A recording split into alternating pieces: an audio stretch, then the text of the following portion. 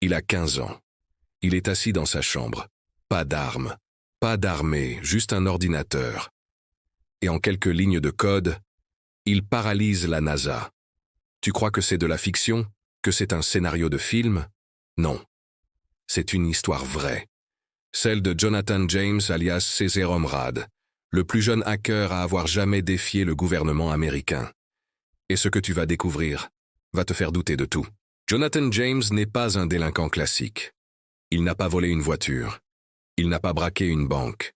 Il a simplement grandi dans les années 90, à une époque où l'Internet explose, où tout est nouveau et rien n'est encore sécurisé.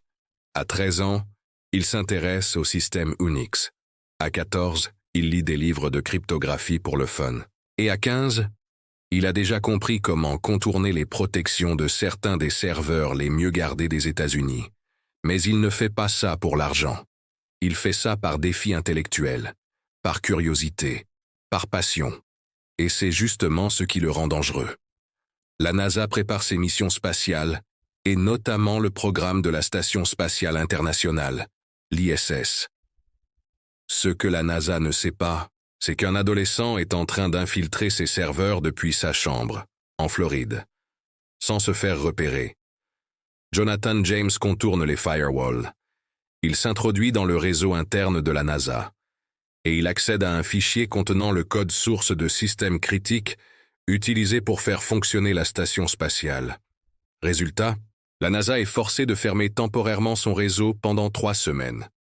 Le coût estimé de la coupure, 41 000 $. Tout ça à cause d'un gamin de 15 ans. La NASA n'était qu'une partie du tableau. Jonathan James avait aussi infiltré le département de la défense américain. Il a eu accès à 13 ordinateurs militaires, y compris ceux d'une agence de renseignement. Il intercepte des dizaines de milliers de messages confidentiels, des mots de passe cryptés et des informations sensibles sur le personnel militaire américain.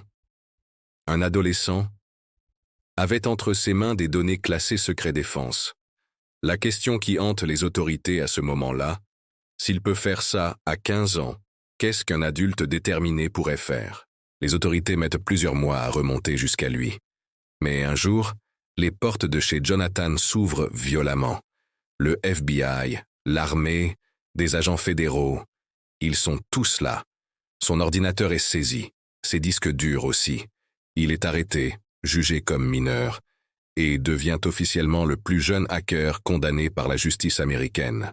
Mais il est coopératif, calme, presque fier d'avoir prouvé ce qu'il valait. Il est condamné à 6 mois d'assignation à résidence et à l'interdiction totale d'utiliser un ordinateur. Mais le pire, c'est que le système ne lui pardonnera jamais vraiment. Les attentats du 11 septembre frappent l'Amérique. Le climat change. Tout devient plus surveillé, plus tendu, plus paranoïaque. En 2007, une nouvelle affaire de piratage informatique frappe plusieurs grandes entreprises, dont TJX, une chaîne de magasins. Des millions de données clients sont volées.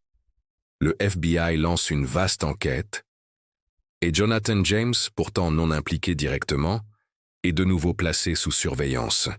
Il sent que cette fois, on veut le faire tomber pour de bon. Et malgré son passé, malgré sa volonté de ne plus jouer avec le feu, les enquêteurs pensent qu'il est lié à ce nouveau piratage. Il est perquisitionné, son matériel saisi, encore une fois. À 24 ans, Jonathan James est épuisé. Il vit avec le sentiment d'être traqué en permanence.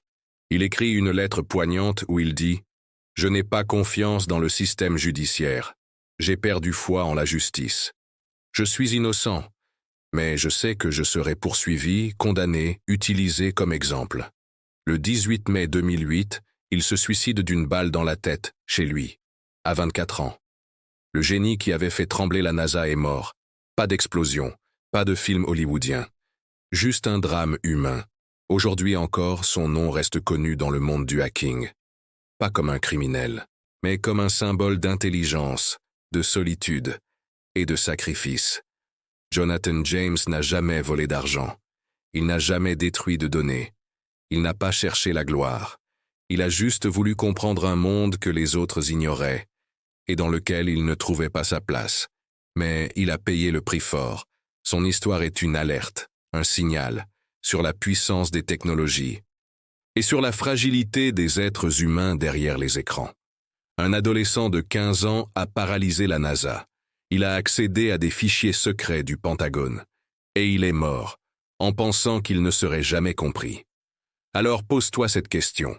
Qui sont les vrais criminels? Ceux qui explorent ou ceux qui refusent de voir? Si tu veux découvrir d'autres histoires vraies, troublantes et oubliées, abonne-toi.